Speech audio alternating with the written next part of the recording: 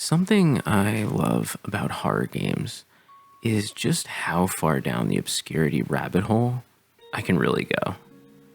Horror just has so many genres, styles, and director choices that craft them into a unique experience.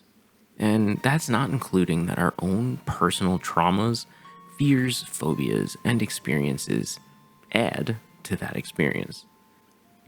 Personally, existential horror is probably my biggest trigger, but I would say dolls are in my top 5.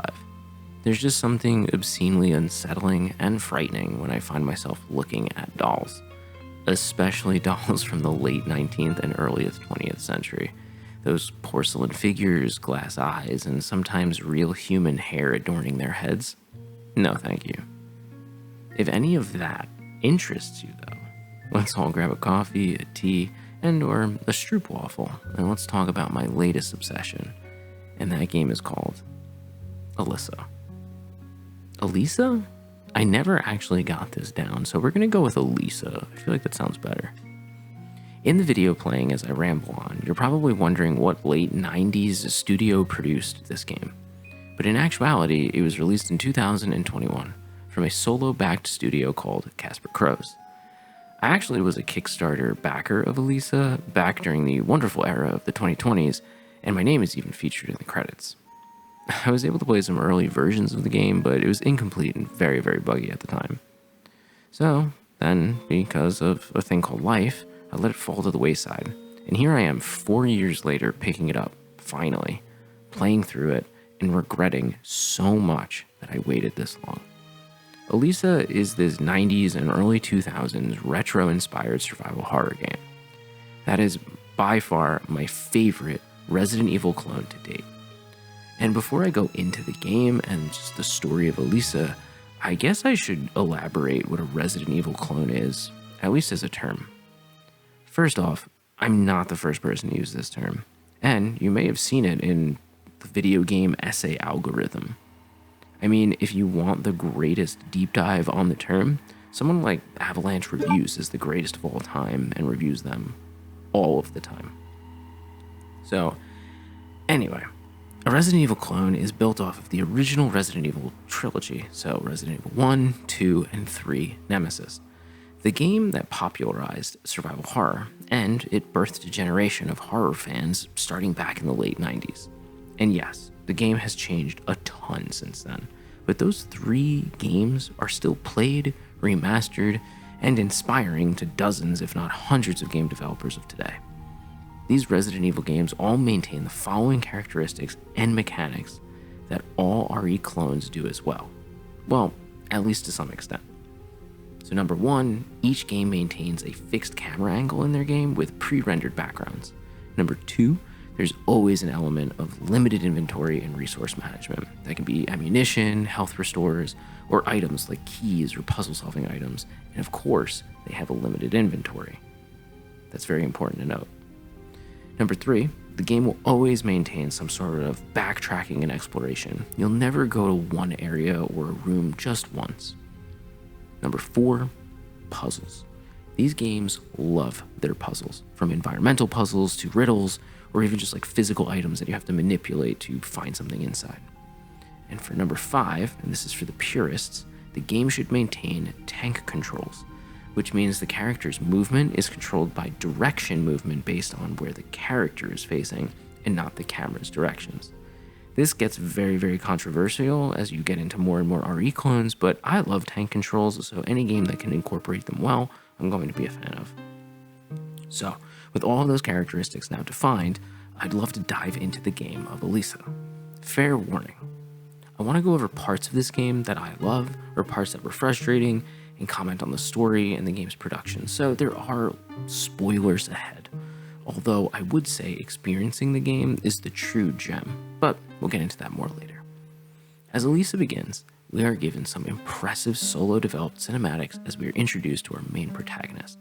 Alisa, as you may have guessed, is our hero in this game and is a French elite royal agent hunting a fugitive in these 1920s French rural towns. The game gives us this liminal town filled with dreary weather, color patterns, and a place to practice our base controls. And as we continue on interacting and looking for our fugitive, we eventually catch a break and find our culprit, and our chase ensues. Through this chase, we are met with our first interaction of the clockwork doll monstrosities before we meet our demise. However, through our demise, we find ourselves awakening in a bed, dressed as a doll ourselves. In this overly frilly dress, we discover a note and a key telling us the person who found us has done what they could. So, continuing on, we're met with our first doll-like horror, and with the callback to the original Resident Evil 1 zombie encounter, we're forced to take this monster down. We discover from this that we are in a mansion, and it is filled with creatures built from clockwork parts and doll parts, but they're all human, or they were human at one point. So continuing through the mansion, we discover our first ally, which is this puppet in a wall, willing to help us by explaining our additional item systems, the selling of items, the ability to save our progress, and of course, he's not going to work for free. Turns out this little helper guy in the wall would require clock wheels, the main thing that we have found spilling from the corpses of the creatures that we have begun to encounter. So, in traditional RE clone fashion, we discover puzzles that give us items, or we find ammunition, healing kits, and sometimes we even find keys. It turns out, in this mansion and all of its adjoining spaces, someone made sure to create specific keys to open them. Some are shaped like hands, some are shaped like an apple, and some are trees, and one is even made to look like a fish. It seems if Alisa wants to escape, she'll need to solve the puzzles and the overall story of the mansion. The mansion is perilous, and we begin to see the conundrum of the monsters here. We find clockwork dolls, clowns, creatures riding tricycles, toy soldiers, and death-defying traps ready to just crush us to death. However, the more we kill, the more resources we can buy. So we start to see the pattern. If we can outsmart and best our enemies, we can maintain a surplus of our own supplies. But with every kill, something just doesn't seem right. Who are these people? The notes we discover allude to great minds working here in the mansion. The places we discover showing operation tables or journals depicting them knowing their humanity is being lost. Everything here seems so permanent and yet lifelike. Someone's ideal, uncanny version of perfection. Continuing through the mansion, we do eventually discover that our culprit from the prologue of the game still lives, and that he doesn't believe that we will catch up to him.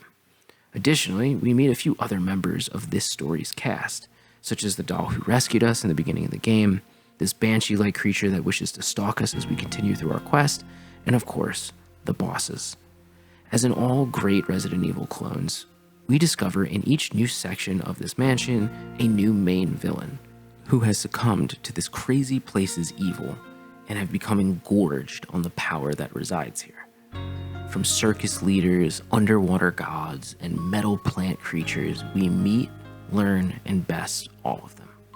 And from their remains, we discover, at least through our doll friends here, that there are new and expensive options for us to equip in our future battles.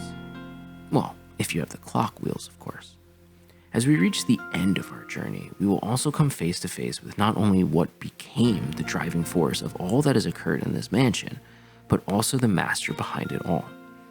But that would be a proper spoiler, and we won't be revealing such a thing.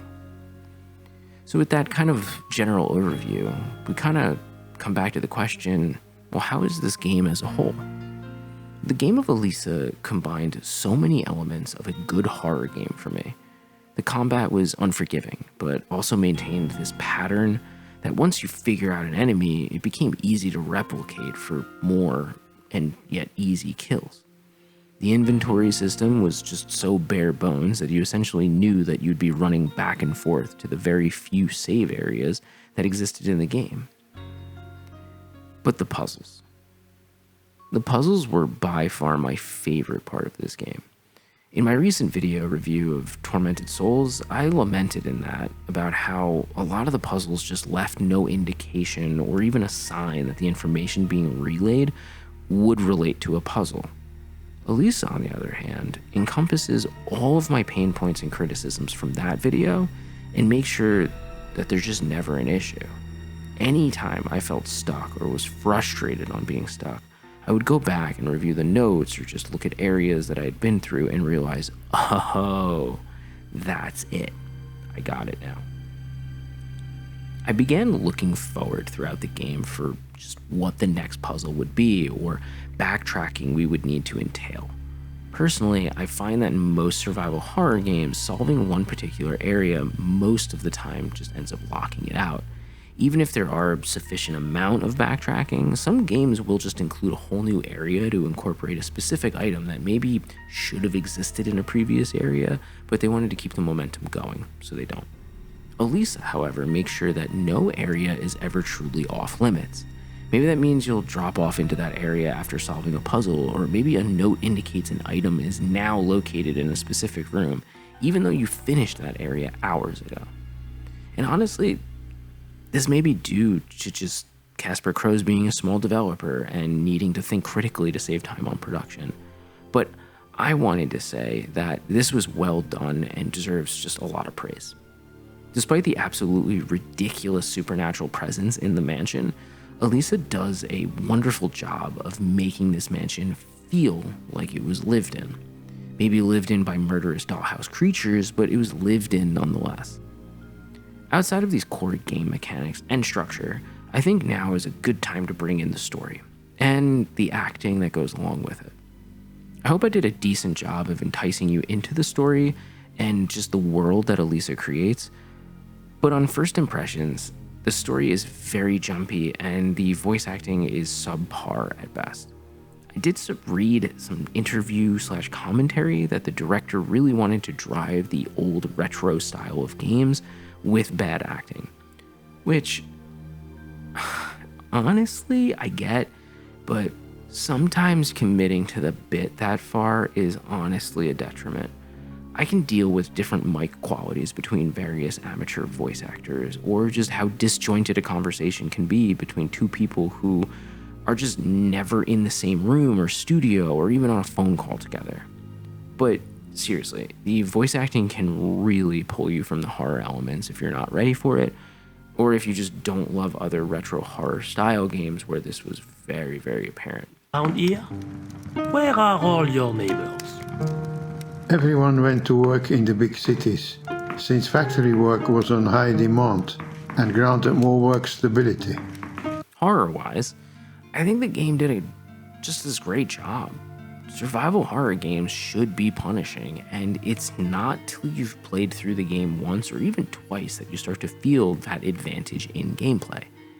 And man, this game was unforgiving. I love survival horror. When new games like Resident Evil 8 or the RE4 remake came out, I was booting those games up on the hardest release difficulty because I'm here to feel weak and useless. I don't want to feel like a badass. I want to die. That sounds terrible out of context, you know what I mean. And yet, Alisa had me dying, reloading saves, and experimenting with weapons before exiting and reloading to realize, oh, okay, that weapon loadout is not going to work here on these enemies. Actually, I'm going to put up my endgame score screen just to showcase how much I died in this playthrough. Additionally, I thought the creature design was just fantastic. The boss fights were wild and fun, and the overall just feeling is that I did get scared a lot. I mentioned early the nemesis-like banshee, and she legit made me bite my tongue when she caught me once, which also led to my death, but the game just doesn't constantly try to jump scare you, but when it does, it's super, super effective. Sometimes you find yourself in an area thinking, oh, that window's gonna burst open, or something has to be behind this wall, it just has to be. And you start to play into our own anticipation of horror. But by doing so, we're now holding our breath and we're expecting the worst, and then it just never comes. And that type of balance is key to providing those other moments when we do have a jump scare to be properly scared, at least when we finally stumble upon it. Outside of that, Alisa also packs in additional New Game Plus moments where you get to continue and play through your journey again. There's a ton of secret rooms that are only accessible if you plan accordingly with limited items.